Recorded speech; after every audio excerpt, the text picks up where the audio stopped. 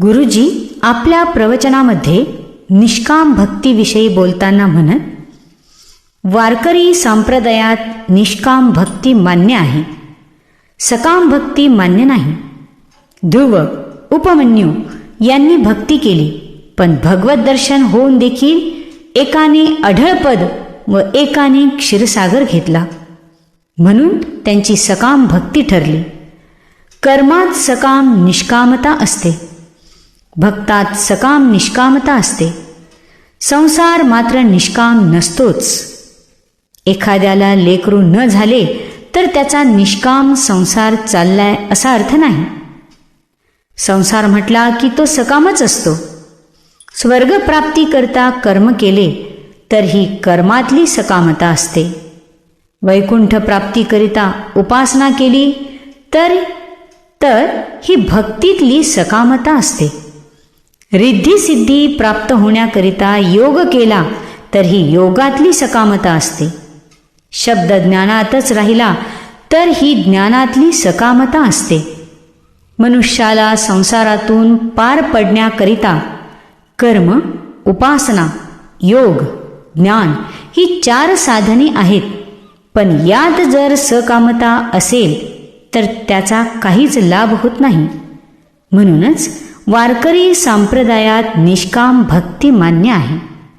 गुरुजींच्या प्रवचनातील पुढचा विषय मांडताना आत्मज्ञान आणि त्यात येणाऱ्या अडचणी.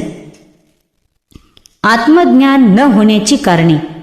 पहिलं कारण बुद्धिमांद्य आणि दुसरं विषयासक्ती. काहींना परमार्थ कळण्यास पुष्कळ सवड मिळते. ते परमार्थ करतातही, परंतु त्यांना काहीही सांगितले तरी कळतच नाही. याचे नाव बुद्धिमांद्याचा दोष.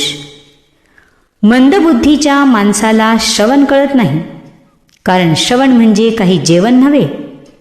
जेवणामध्ये मीठ कमी जास्त पडलेले कोणालाही समजू शकते, परंतु श्रवणात सांगणाऱ्यांचे कळावे लागते. हे न कळल्यामुळे आत्मज्ञान होऊ शकत नाही. परंतु हा बुद्धिमांद्याचा दोष श्री गुरु घालवतात. महात्म्यांच्या शब्दांनी परमात्म साक्षात्कार म्हणजे आत्मज्ञान होतो, पण ते ऐकवण्याकरिता सवड नसणे, त्याचे नाव विषयासक्ती. हा विषयासक्तीचा दोष फार मोठा आहे व मोठमोठ्या शहाणांना आहे. परमार्थ करण्यास सवड नसणे हे भूषण नसून उलट दूषण आहे. घरातल्या कामातून मला कुंकू लावायला सवडच मिळाली नाही असे सुवासिनीला सांगणे शोभत नाही, तसे परमार्थ करायला सवड नाही हे म्हणणे शोभत नाही. परमार्थ करायला सवड राहील इतकाच संसार करावा.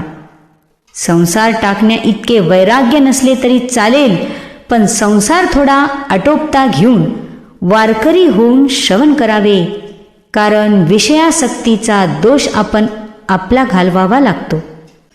आत्मस्वरूपाचे अज्ञान. मनुष्याला हर्ष शोक का होतात, तर अनुकूल प्रतिकूलतेमुळे. अनुकूल प्रतिकूल ज्ञान का होते, तर इच्छा आहे म्हणून. आणि इच्छा तरी का होते, तर आत्मस्वरूपाचे अज्ञान आहे म्हणून. अज्ञान असते पण अज्ञान कळत नाही, कारण अज्ञान विपरीत ज्ञान निर्माण करते. म्हणून कुणालाही मी ज्ञानी आहे असेच वाटते, मी अज्ञानी आहे असे वाटत नाही. पण विपरीत ज्ञानावरून अज्ञान ओळखावे लागते.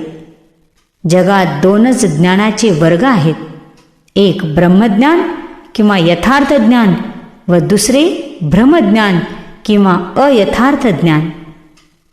ईश्वराचे ज्ञान अयथार्थ नसते, तर जीवाचे ज्ञान यथार्थ नसते.